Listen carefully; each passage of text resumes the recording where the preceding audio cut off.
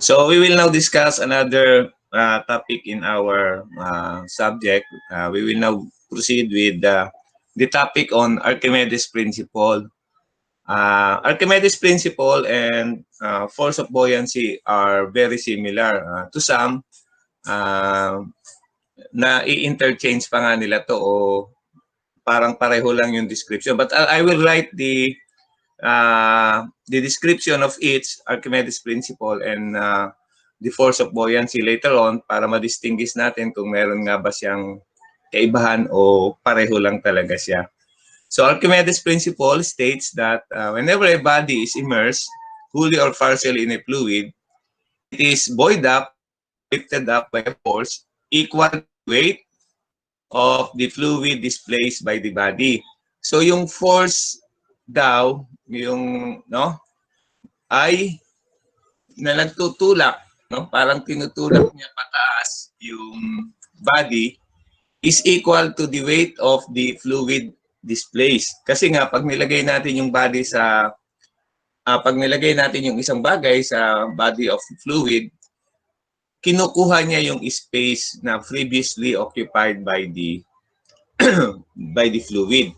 So yung force equivalent na yon, yung parang lumalabas, is equal to the weight of the fluid displaced.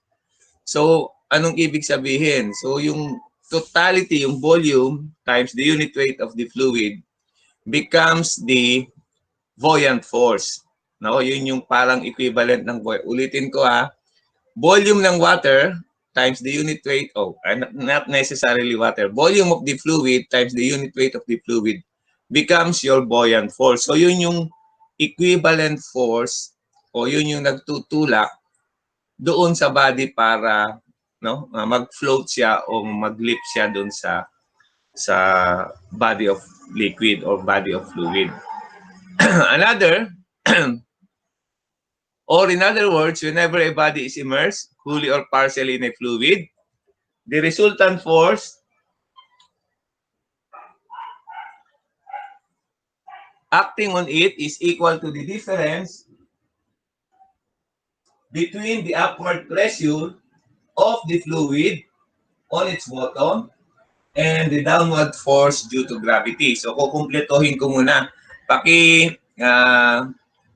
Sulat na lang muna and then later on, bibigyan ko kayo ng specific examples for which kailangan lang natin itong introduction.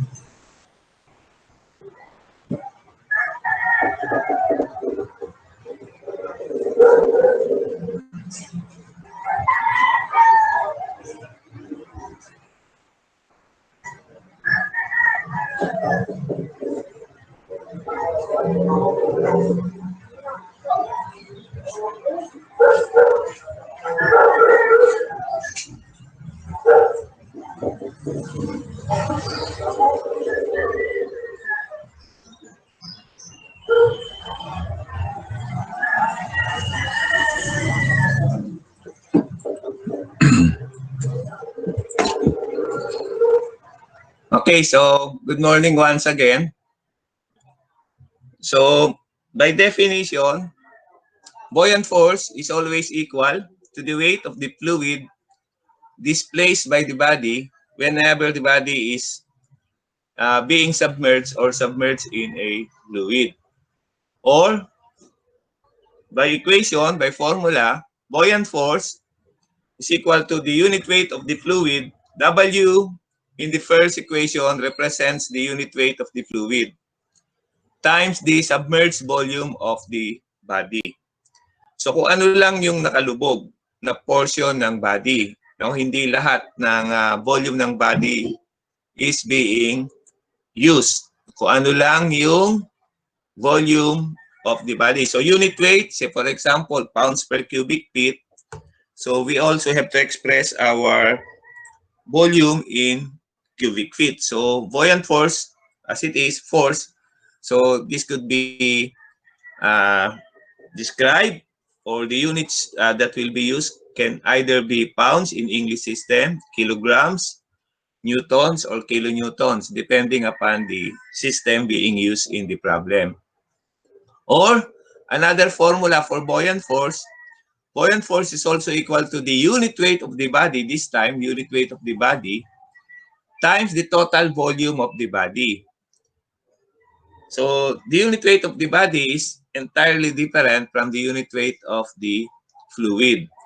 No? So depending upon the type of material used, the unit weight will be, different from the unit weight of other materials. So say for example, lumber or timber as against an anchor which is made of metal. So magkaiba sila ng unit weight.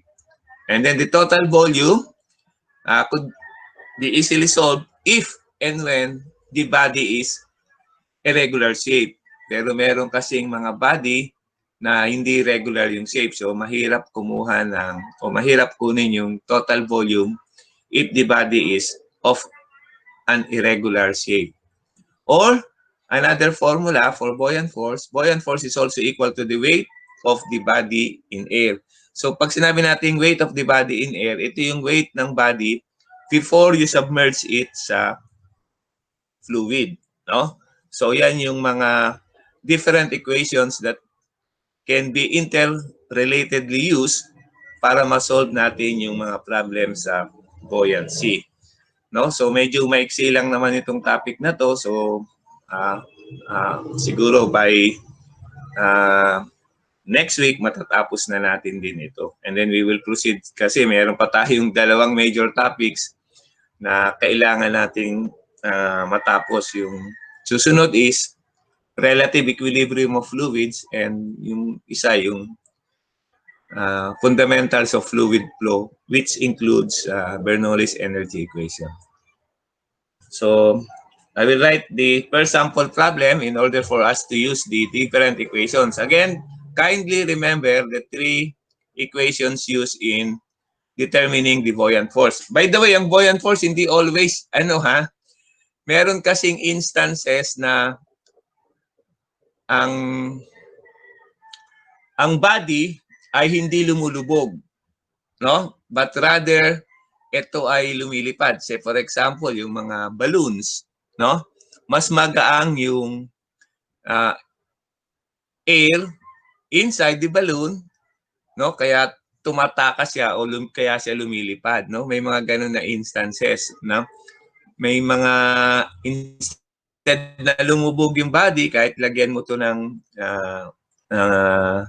pabigat, no? Basically, ang nilalagay kasi diyan is helium. So helium is yung lightest known element, no? Kaya always parang palipad ang tendency ng mga balloons, no? So yun yung mga examples naman na hindi lumulubog yung body but rather tumataas siya.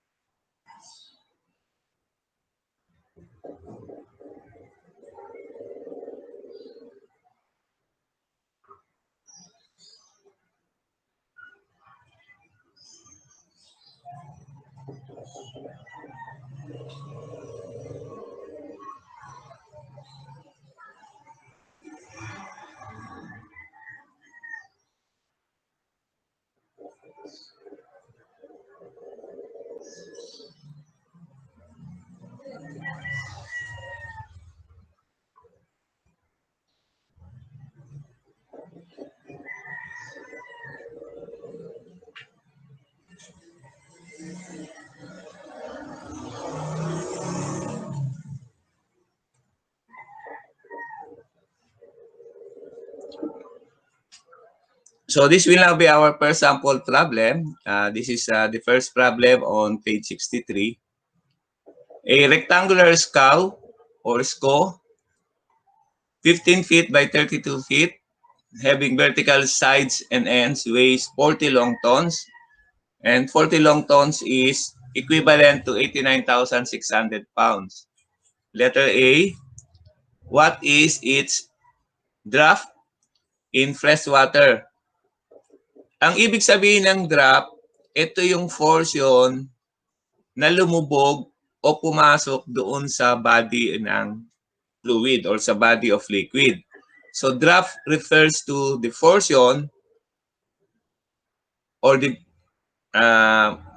height ng body na pumasok sa loob ng body of water in this problem, no? Kasi fresh water. Letter B, what is its draft in seawater? So, meron siyang weight, weighs 40 long tons. Hindi ba ang isang equation natin sa buoyant force is also equal to the weight of the body in air. So, yan na yung buoyant force. Pero ang tinatanong is the portion of this cow na lumubog doon sa body of water. So, hindi natin pwedeng magamit yung second equation, buoyant force is equal to the unit weight of the body times the total volume of the body. Kasi wala namang binigay na unit weight ng body. So, ang pwede nating magamit will be equations 1 and 3.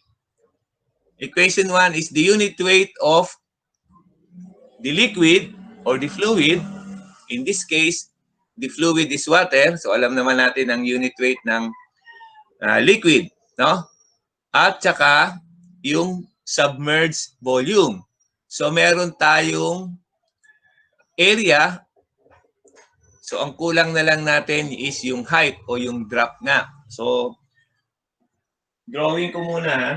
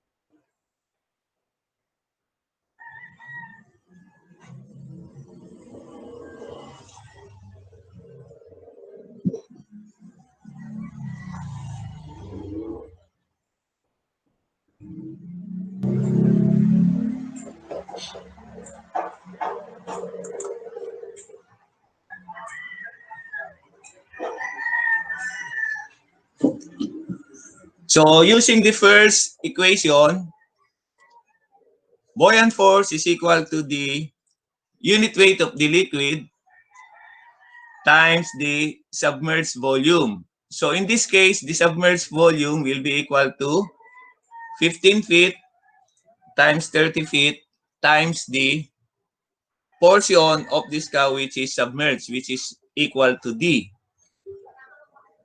So we will notice in this case, ang ating unknowns ay BF or the buoyant force at saka yung D. But buoyant force is equal to the weight of the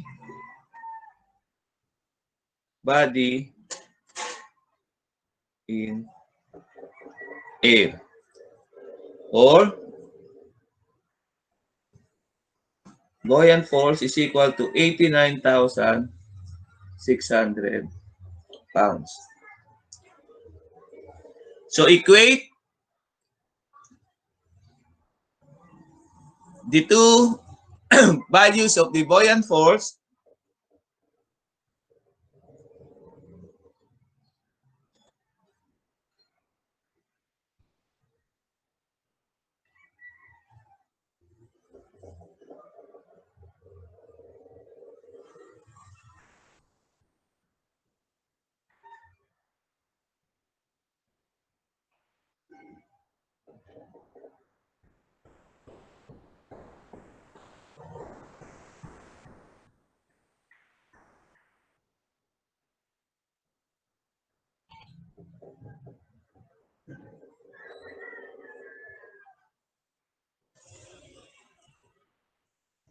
what will be the value of D?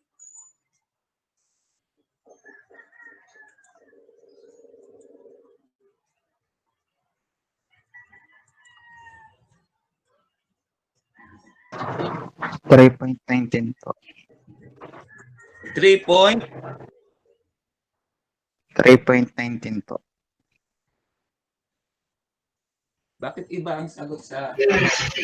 Sir, Yes. yung sa dimension po, 30 feet po yung nasulat po. O ilan ba dapat? 32 po. 32. O yaan mo na. 30 na lang isulat ko eh. Kesa baguhin pa natin yung problem.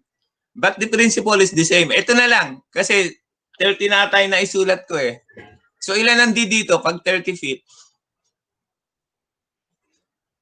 Ilan ang sagot dito sa equation na to?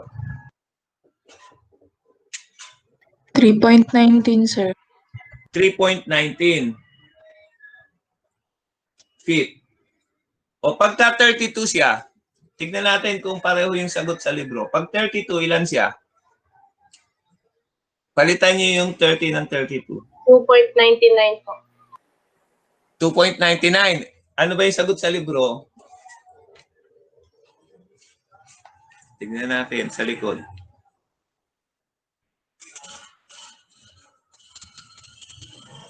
O, 2.99 nga. No? So next, for condition B, in seawater,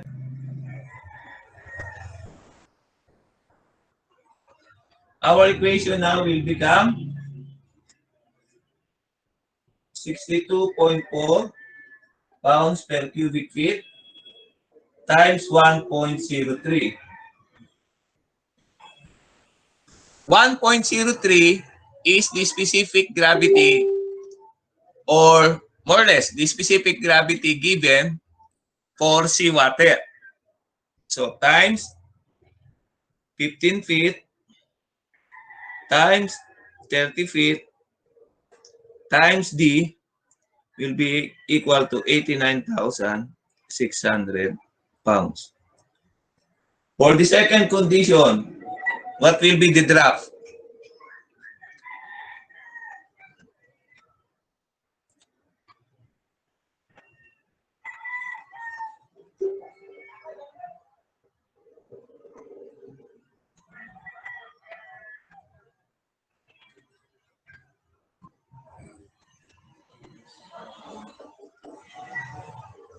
Solve for D.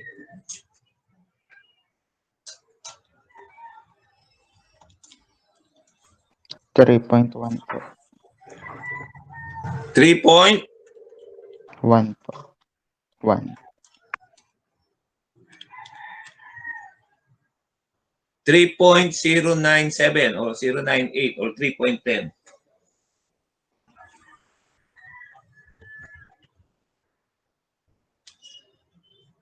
So yan yung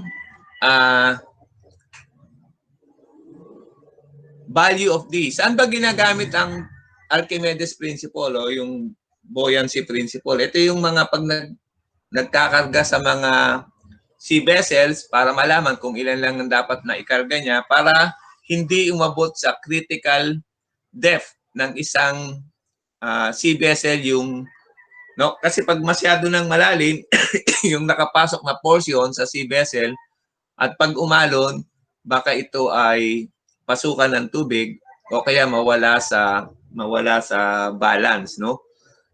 Madali kasing pasukin pagka kokonti na lang yung portion na nakalitaw dun sa tubig. So, actually, yan. Katulad ng mga sea vessels na nagta-travel naman from one type of water surface, say for example, sa isang river, tapos biglang papasok sa body of seawater, so magkaiba pa rin yung computation. You will notice the same problem, the same dimensions of this cow or the drop, pero magkaiba yung drop. Usually talaga, mas relatively denser ang seawater kesa sa freshwater. Kaya nga may mga nagsasabi, mas madali daw lumangoy sa dagat kesa sa mga ilog kasi parang sa dagat kasi parang mas malaki yung force na nagtutulak sa iyo pataas, no?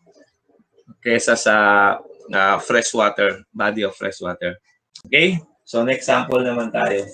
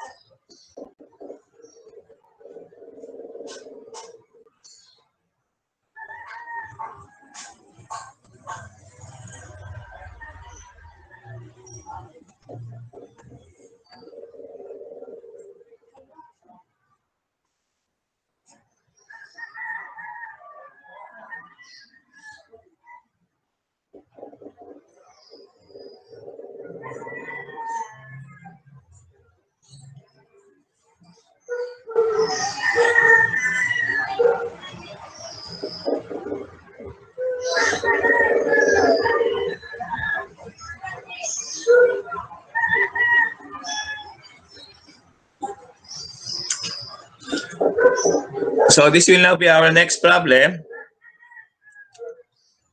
If a rectangular scow, 18 feet by 40 feet, has a draft in fresh water of 5 feet, what is its weight in long tons. So, using yung equation kanina o yung using yung equivalent ng 40 long tons, ang given natin sa problem 1 kanina is 40 long tons, and 40 long tons is equivalent to 89,600 pounds. So, pag i-divide natin yung 89,600 pounds by 40, so lumalabas 1 long ton is equivalent to 2,240 pounds. So, yan yung magiging conversion natin para ma-determine natin yung equivalent number of long tons on this particular problem. So,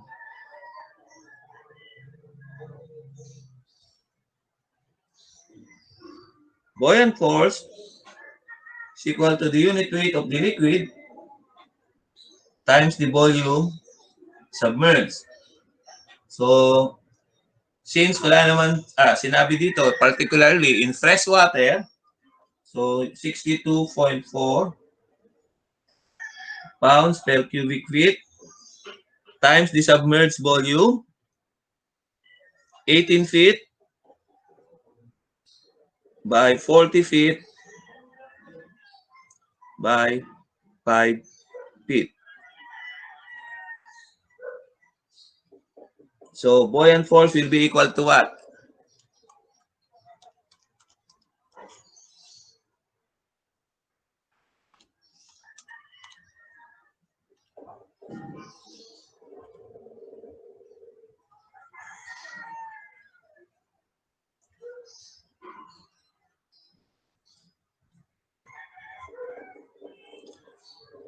So, as far as my computation is concerned, buoyant force is equal to 224,640 pounds. Also,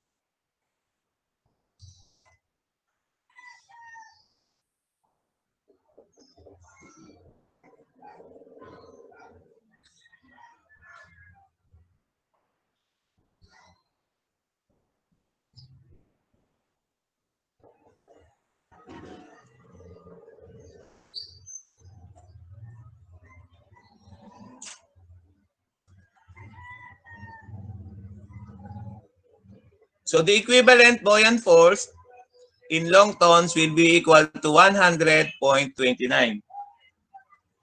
May clarification ba regarding the equations we use in determining buoyant force before we proceed with the next problem? Wala naman po, sir. Wala naman. Okay, so we will proceed with the next problem.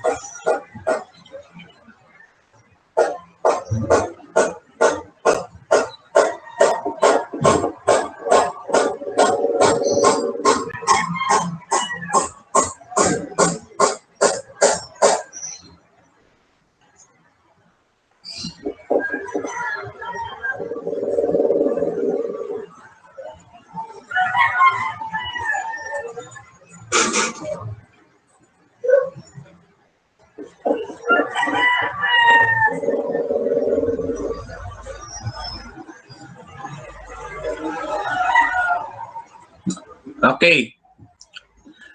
So this will now be our next problem. A sphere 3 feet in diameter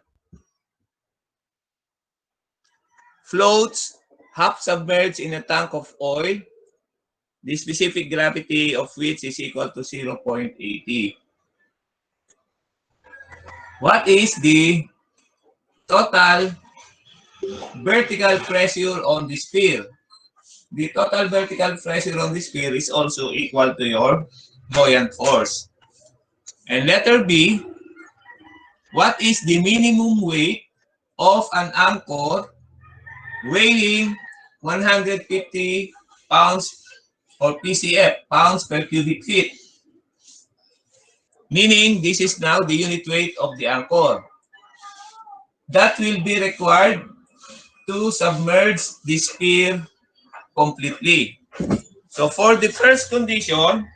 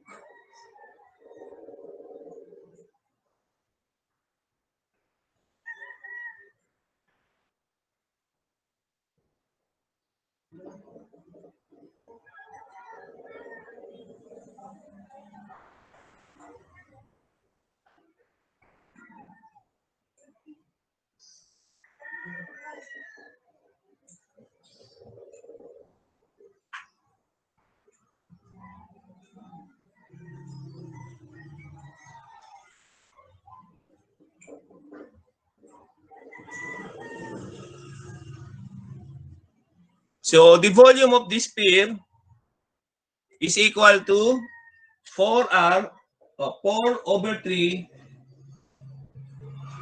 pi r cube.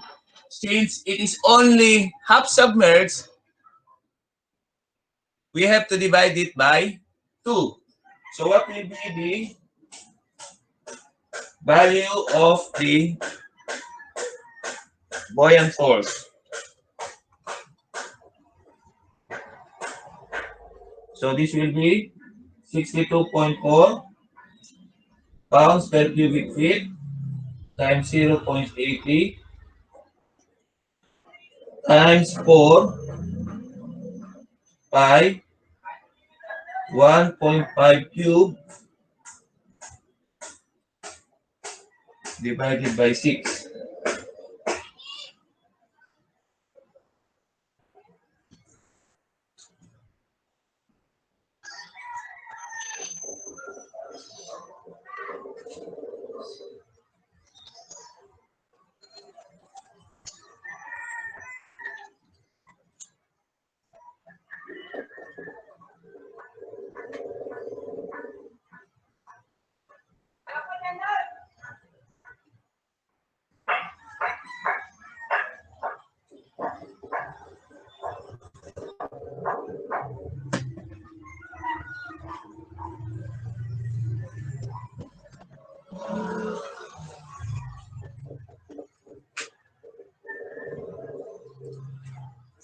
So buoyant force will now be equal to 352.86 pounds, which is also equal to the weight of the sphere. No? Yan din yung pinaka-weight ng sphere. Kasi nga, sabi natin dun sa first introduction natin kanina, yung buoyant force is also equal to the weight of the body in air. So yun pa yung hindi natin nagagamit na nagamit na pala natin equation. Yung pangalawa pala ang hindi pa natin nagagamit. So for the second condition,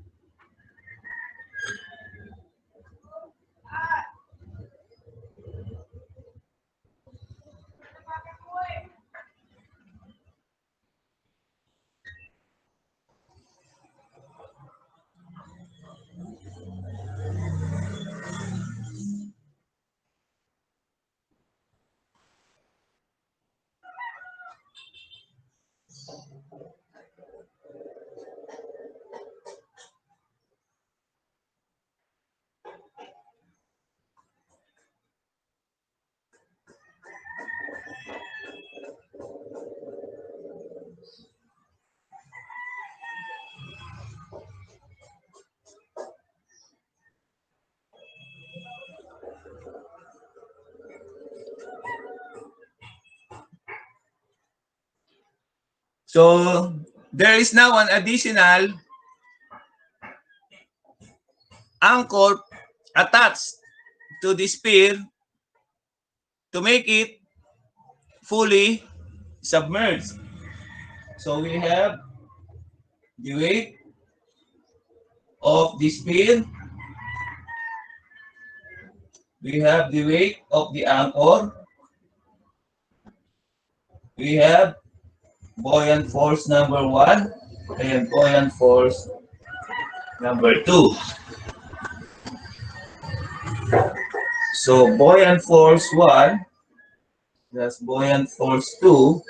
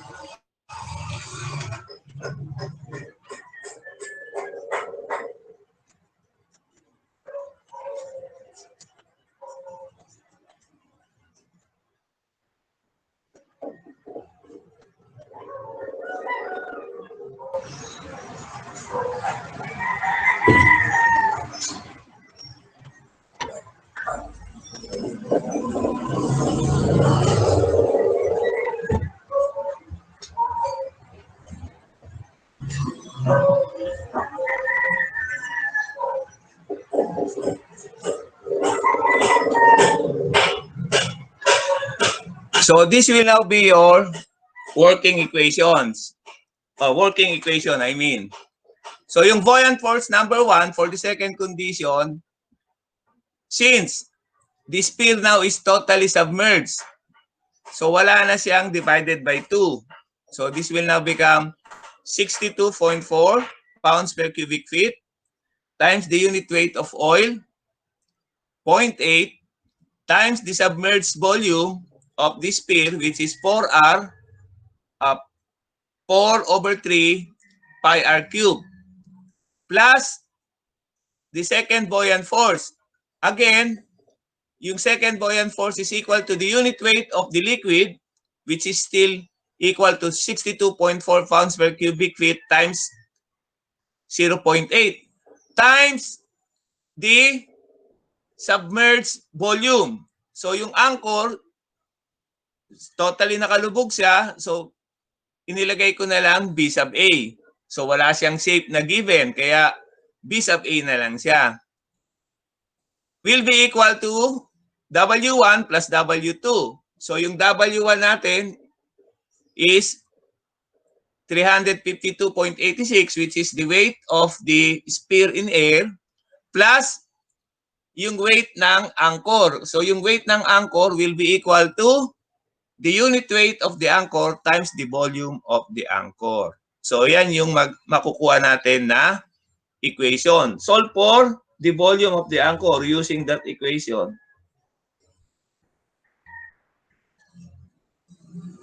Ano ang sagot?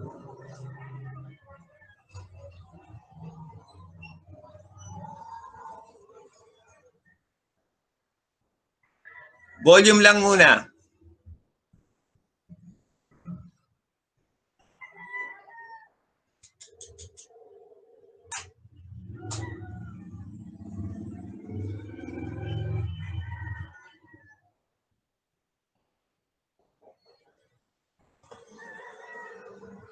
B sub A, paki-solve.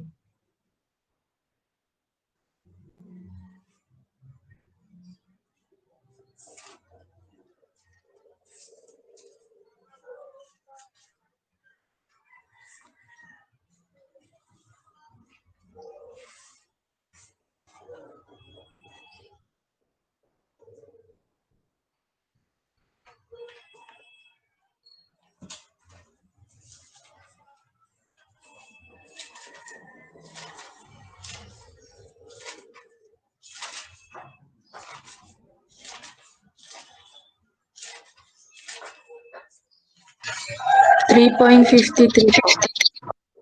3 point. Sino yung sumagot? 3.53.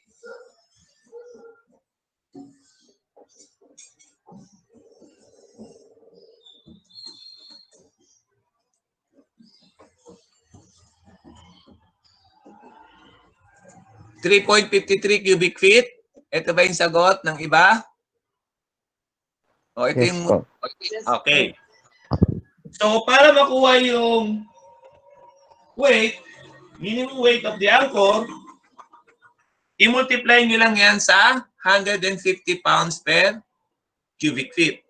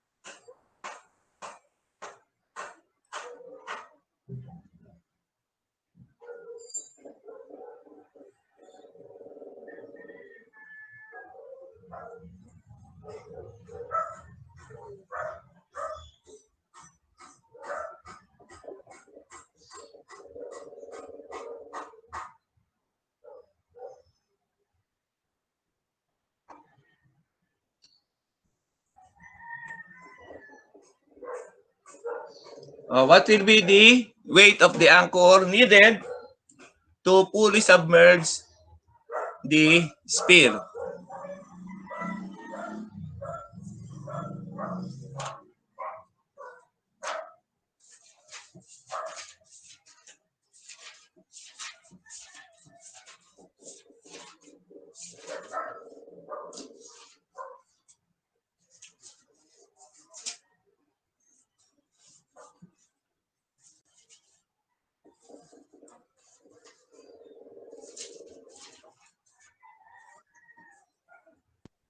Ilan? 529.5 pounds, sir.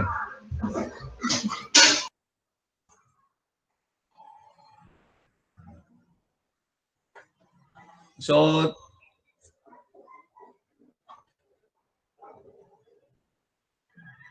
the answer will be 529.5 pounds.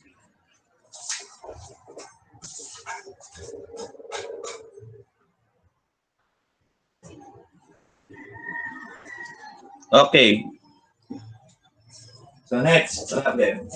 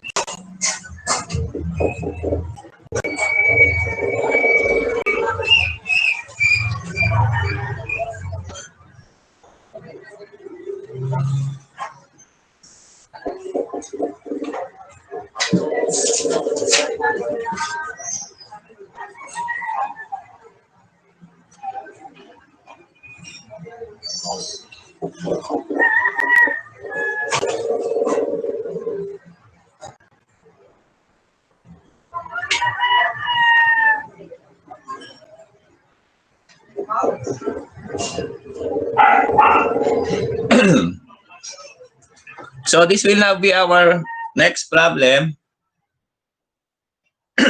An iceberg having a specific gravity of 0.92 floats in salt water having a specific gravity of 1.03.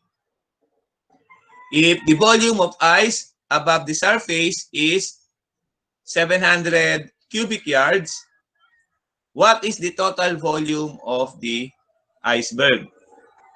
So 1 cubic yards will be equal to 9 cubic feet. Ang isang yarda ay equivalent to 3 feet. No? So, mas mahaba ang 1 metro. Yung mga bumibili ng tela, mag-ingat kayo. Minsan sinasabi, ano to? 3 yarda to. Hindi niya sinasabing 3 metro. No? Kasi ang sukat ng yarda is, yun nga, shorter than a meter. Kasi ang 1 meter ay 3.28 feet. No? So, bali kulang ng 0.28 feet ang isang yarda para maging isang metro. So, let's draw the figure.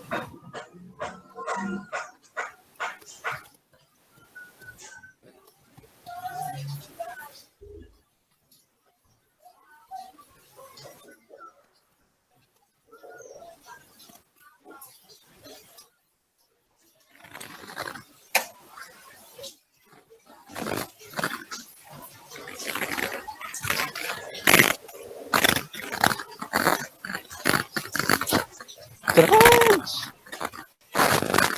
Tabo. Stretch. Parang nail cutter. Mr. Vasquez. Anong problema, Mr. Vasquez?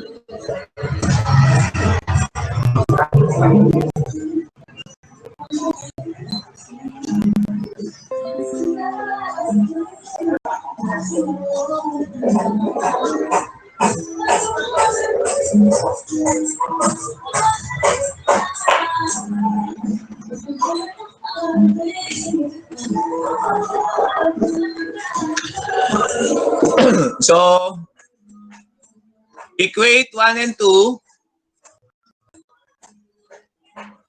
para ma-solve yung volume submerged. Okay, makinig muna lahat. Yung submerged volume ng iceberg is much greater than the volume of the iceberg above the seawater surface. So, yan talaga yung natatagong parang yung natatagong bahagi ng iceberg ay mas malaki. Generally, mas malaki siya kesa sa nakalabas na portion ng iceberg. Kaya dapat ang lumabas na B2 natin dito is greater than 6,300 cubic feet. So, ilan yung sagot? Pag sinolve niyo yung B sub 2.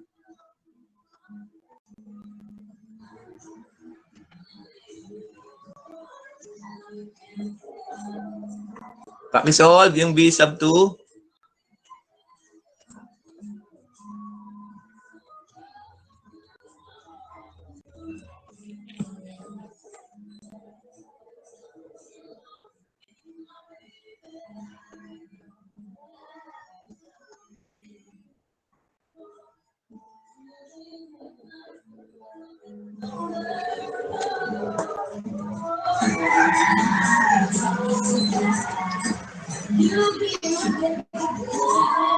Ilan ang sagot?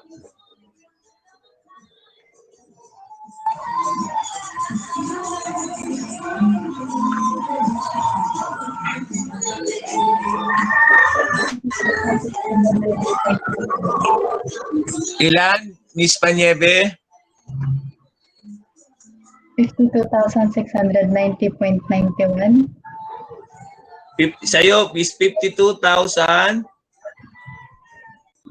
690.91. 690 point 91 po. 91 cubic feet. O sige, tignan natin yung iba kung ano yung sagot. O yung iba. Isang alarm. Parehas lang. Okay. So you will notice, no? Kung i-multiply natin yung 6,300, no? Parang times 6 or times 7 siya, parang maging o times 8 pa nga, no? Times yung kumbaga yung nakalabas na bahagi is only 1/8 of the portion na nakalubog. So 52,690.91 cubic feet. So yung total volume, since we are being asked to solve for the total volume,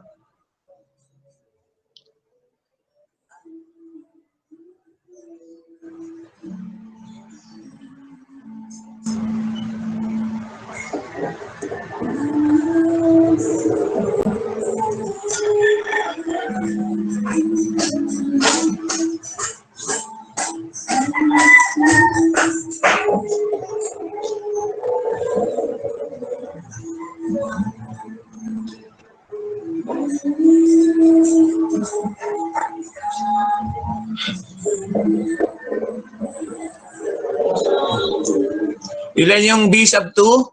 50? 52,000 ba yun? 52,690.91 po. 690.91 cubic feet. So what will be the total?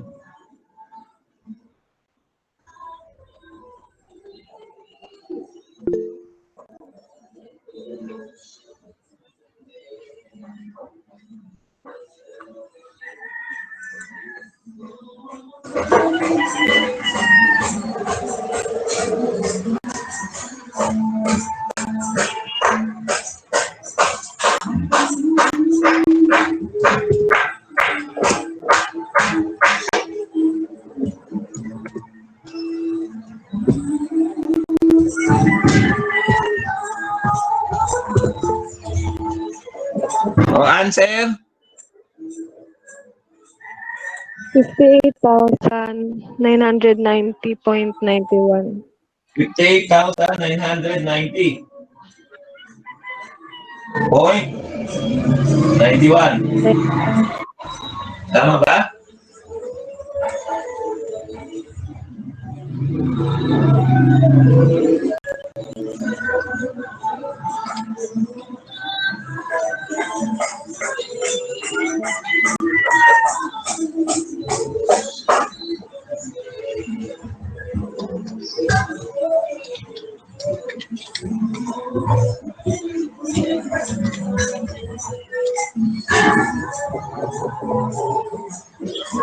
Cubic feet. I-divide nyo ng 9 para maging cubic yards.